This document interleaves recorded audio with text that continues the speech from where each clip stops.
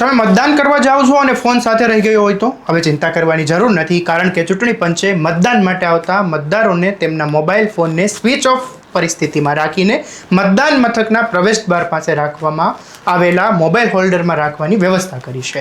19મી તારીખે ગુજરાત વિધાનસભાની વિસાવદર અને કડી બેઠકની પેટા ચૂંટણી માટે મતદાન હાથ ધરવા જઈ રહ્યું છે, જેને લઈને ખાસ મતદાતાઓ માટે ચૂંટણી પંચે વિશેષ અને નવતર પહેલ કરી છે. અત્યાર સુધી મતદાન માટે આવતા કોઈપણ મતદારે પોતાનો મોબાઈલ ફોન સાથે મતદાન મથકમાં પ્રવેશ કરી શકતા ન હતા.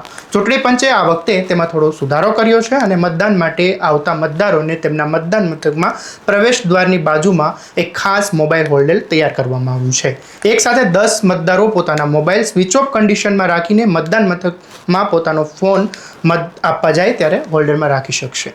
મતદાનના દિવસે મતદારો મોબાઈલ માટે તૈયાર કરવામાં આવેલા આ હોલ્ડર માટે બૂથ લેવલ અધિકારીની સહી સાથે પ્રત્યેક મતદાતાને મોબાઈલ હોલ્ડરમાં રાખવા માટેનું એક ટોકન આપવામાં આવશે.